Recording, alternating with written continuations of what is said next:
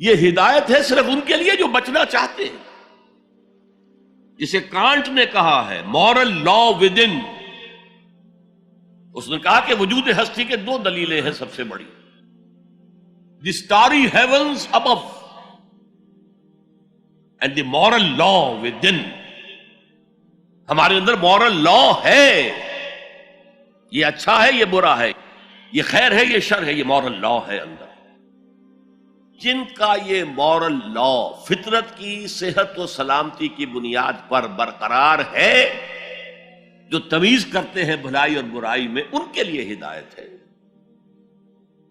اولاً وہی آتے ہیں سلیم الفطرت لوگ، ابو بکر اور عثمان رضی اللہ تعالی عنہما، والذین اتبعوہم بإحسان. پھر کچھ لوگ ان کے پیچھے پیچھے بھی آتے ہیں. ایک نمونہ دیکھ لیا، کچھ لوگ بڑھ رہے ہیں، یہ دوسرے درجے کے لوگ ہیں. قرآن مجید میں درجہ بندی بیان کی گئی ہے. السابقون الاولون من المہاجرین والانصار والذین اتبعوہم بإحسان رضی اللہ عنہم ورضوا عنہ.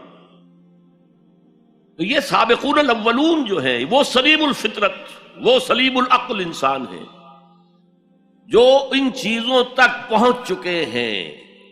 البتہ ابھی یقین کی دولت جو ہے حاصل نہیں ہوئی، اور یہی نقشہ کھینچا گیا ہے حضور کا وَوَجَدَكَ ضَالًّا فَهَدَىٰ. ضال کا ترجمہ جو ہے گمراہ بھی کر دیا جاتا ہے. ضال اسے بھی کہتے ہیں کہ کوئی شخص کسی کے عشق میں دیوانہ ہو جائے، اور ضال وہ بھی ہے جو ابھی حق کی تلاش میں سرگرداں ہے. تو جو غور و فکر غار حرا میں ہو رہا تھا، حدیث میں آتا ہے تحنسو یتحنسو فی، جا کر آپ وہاں عبادت کرتے تھے. تو وہ عبادت کیا تھی؟ کان صفت تعبدہ فی غار حرا التفکر والاعتبار. غار حرا میں آپ کی عبادت کی صفت کیا تھی؟ غور و فکر کہ کائنات کیا ہے. وہی جو سے فلسفی، جن کوسچن سے فلسفی ڈریپل کر رہا ہوتا ہے، دو دو ہاتھ کر رہا ہوتا ہے، وہی حضور اس سارے فکر کے مراحل سے گزرے ہیں اور قریب پہنچ گئے ہیں. تو دروازے پر دستک دی ہے اور دروازہ کھلا ہے. وَوَجَدَكَ ضَالًّا فَهَدَىٰ. پردے اٹھا دیے اور ہدایت دے. اچھا، یہ تو آپ کے سامنے تعلق جو ہے ایمان کا عقل و فطرت کے ساتھ میں سمجھتا ہوں کہ کسی نہ کسی درجے میں واضح ہو. اب میں آپ کو اس کا سنتھسس بتاتا ہوں. یہ عقل و فطرت جو ہے اللہ کو پہچاننا کلیتاً فطرت پر مبنی ہے. انسان کی فطرت میں، اس کی روح میں اللہ کی معرفت، اللہ کی محبت موجود ہے. اس پر ظہول کے پردے پڑ گئے ہیں،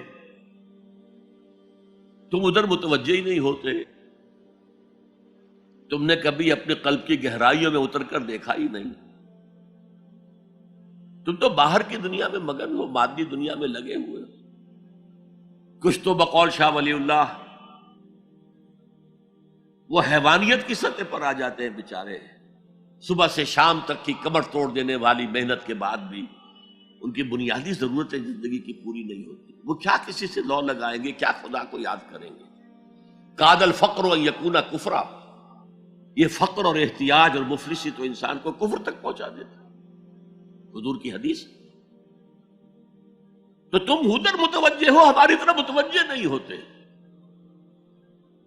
حضرت ابراہیم کا قول کیا تھا؟ انی وجہت وجہی للذی فطر السماوات والارض حنیفا وما انا من المشرکین. اور یہ نماز کا افتتاح بھی ہے. انی وجہت وجہی، میں نے اپنا رخ سیدھا کر لیا ہے اللہ کی طرف، حنیف یکسو ہو کر. دائیں بائیں کوئی میری توجہ نہیں جا رہی. یہ ہے در حقیقت اس عبادت کا تقاضا، جو کہ شکر کا لازمی نتیجہ. اب اس کا سنتھیسس دیکھیے. میں نے کہا کہ سب سے پہلے ایمان باللہ وہ کلیتاً فطرت پر ہے. اسی لیے کانٹ نے یہ ثابت کیا، ایک کریٹیک آف پیور ریزن، اس کی کتاب جس نے ہنگامہ پیدا کر دیا تھا پورے یورپ میں. اس وقت تک کرسچینٹی ڈومیننٹ تھی اور مذہب ایک اہم عنصر تھا انسانی زندگی کا. اس نے کہا اللہ کے وجود کے لیے جتنے منطقی دلیلیں دی گئی ہیں سب غلط ہیں، میں سب کو کاٹ کر دکھاتا ہوں. جیسے ہم کہتے ہیں لوہے کو لوہا کاٹتا ہے، منطق نے منطق کو کاٹ دیا. There is no logical reason to prove the existence of God.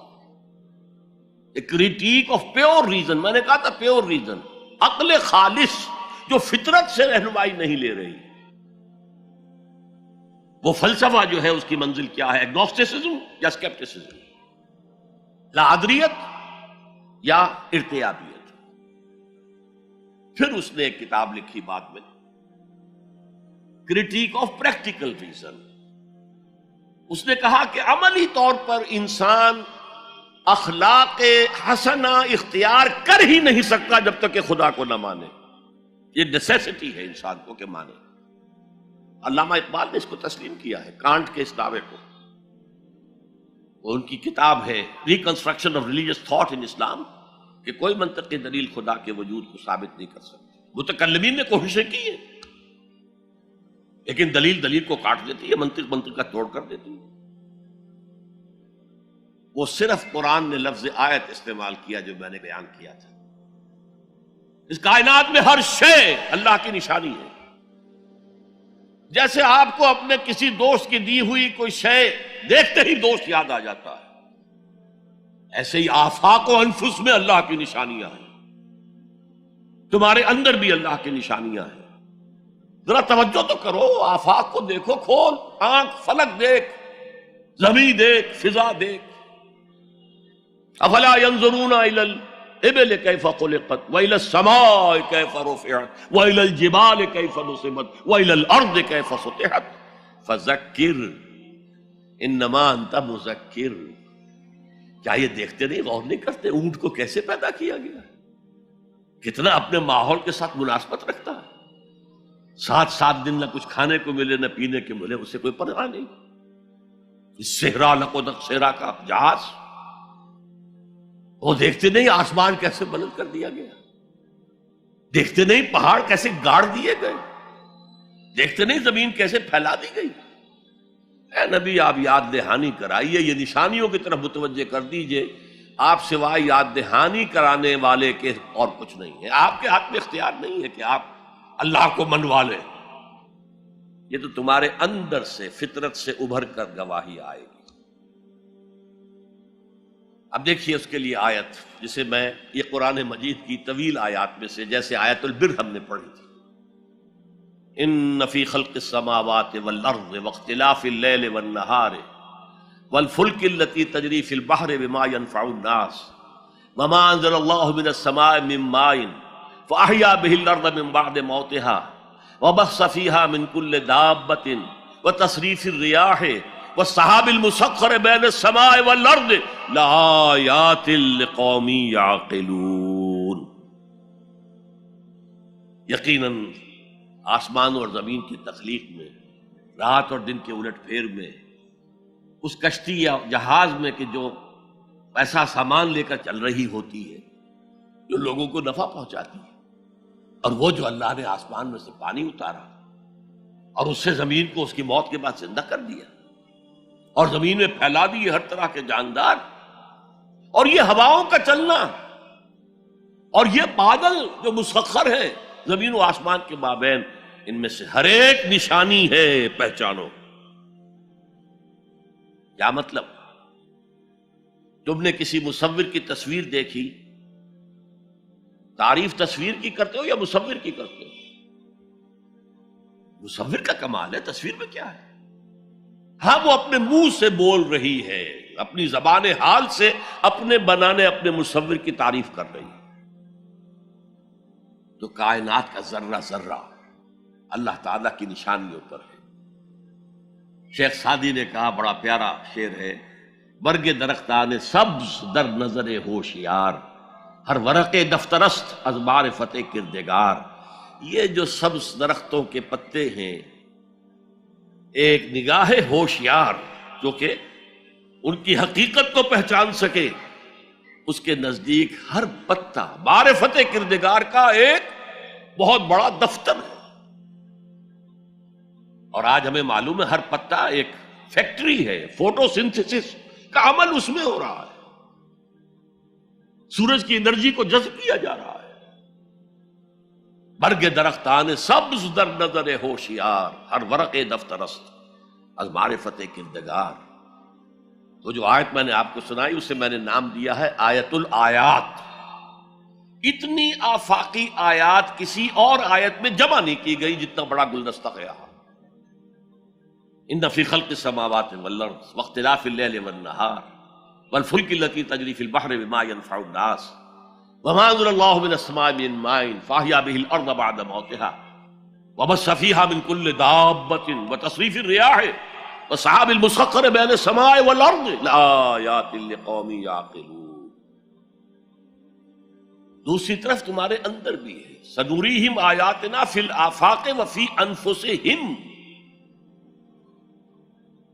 بے دل نے خوب کہا تھا، یہ چوٹی کے شعراء میں سے رہے ہندوستان کے، یہاں تک کہ غالب کو کہنا پڑا کہ طرز بے دل میں ریختہ لکھنا اسد اللہ خان قیامت ہے۔ آسان نہیں ہے طرز بے دل میں اردو میں شاعری کرنا، وہ فارسی کے شاعر تھے۔ ستمست گر ہوست کشد کے بسیر سر و سمندرا تجھے غنچہ کم نہ دمیدئی در دل کشا بچمن درا۔ کتنے ستم کی بات ہے، تمہاری خواہش آمادہ کرتی ہے کہ چلو چمن میں دیکھو، پھولوں کی بہار دیکھو، درختوں کی بہار دیکھو، گھاس کے اوپر چہل قدمی کرو۔ ارے تم خود ایک پھول سے زیادہ کھلے ہوئے ہو۔ کبھی اپنے دل کا دروازہ کھول کر اس میں داخل ہو کر اپنے حسن معنوی کا مشاہدہ کرو۔ ستمست گر ہوست کشد کہ بے سیر سر و سمندرا تجھے غنچہ کم نہ دمیدئی، دمکتا ہوا غنچہ ہو تم خود در دل کشا بچمندرا۔ آیات الہیہ اندر بھی موجود۔ اچھا، ان آیات کے ذریعے سے اللہ کی پہچان ہو گئی، اللہ یاد آ گیا، تھا اندر موجود، اللہ کی علم اور معرفت موجود تھی، پردے آ گئے تھے، ظہور تھا۔ یا جیسے ایک جگہ کہا گیا کلا بل رانا علی قلوبہم، ان کے دلوں کے اوپر جو بھی بدکاریاں وہ کرتے رہے ہیں اس سے زنگ لگ گیا، حجابات آ گئے۔